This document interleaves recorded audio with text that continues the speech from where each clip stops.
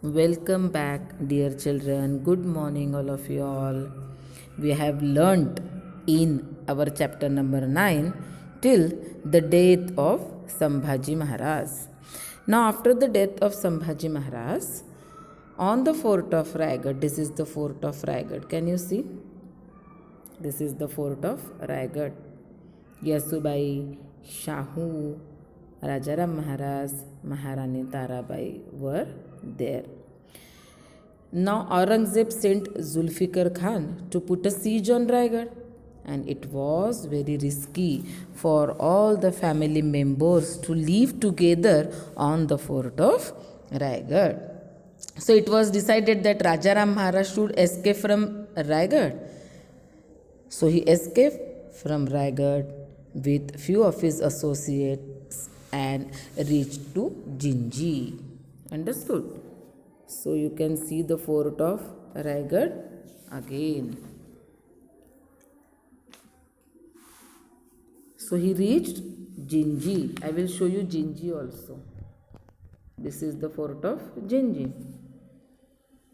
And this is the fort of Raigad. Now who all were there on the Raigad? Yasubai and Shahu. Rajaram Maharaj escaped and besieged Raigad with a few of his associates, and he decided to go to the south, that is on the fort of Jinji. Now we will see the movements of the Marathas. It was difficult to defend the Raigad against the power of Mughal, and at last Mughals captured Raigad and arrested Maharani Yasubai and Shahu. While going to Jinji, Rajaram Maharaj had assigned the duty to fight against the Mughals to Ramachandra Panta Amatya. Children, see, these are the few selected and brave Maratha Sardar. Ramachandra Panta Amatya, Shankaraji Narayan Sachiv, Santaji Ghorpade and Dhanaji Zadhav. From the Maratha point of view, the situation was critical because already Shahu and Yasubai was arrested by Mughals.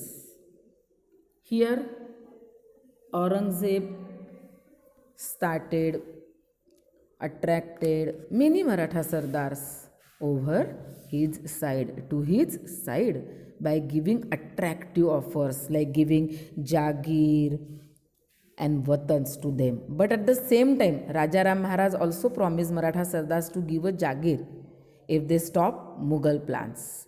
So many Maratha Sardars were attracted towards Rajaram Maharaj, and among them Santaji and Dhanaji were the forefront in this action.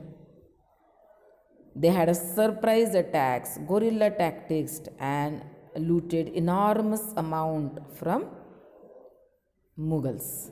Understood? Santaji Ghorpade and Vithoji Chauhan even cut and carried away the golden pinnacle. What is golden pinnacle?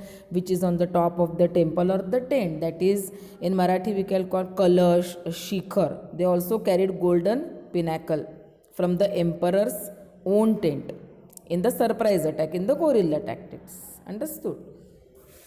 So now the Raigad was in the hands of Mughals. Therefore, the Emperor Aurangzeb sent Zulfikar Khan to the fort of Jinji. The Mughals forces engaged in the siege. They attacked the fort of Jinji, but Marathas, they attacked Mughals or Aurangzeb from outside the fort, and those Maratha Sardars were Santaji and Dhanaji. Anyhow, Rajaram Maharaj escaped from the fort of Jinji and he reached to Maharashtra. The Marathas attacked then Mughal territories of Khandesh, Varhad and Baglan. See, Rajaram Maharaj inspired hundreds of brave Maratha warriors like Santaji and Dhanaji. He motivated them to protect Swaraj. So Rajaram Maharaj was just like Shivaji Maharaj.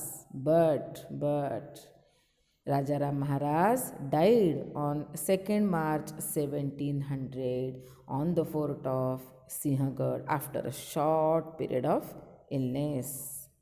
And then, who took the charges? Maharani Tarabai. So after the death of Chhatrapati Rajaram Maharaj, Maharani Tarabai took the charges of the Maratha kingdom. Understood this much? We'll continue with Tarabai in our next video.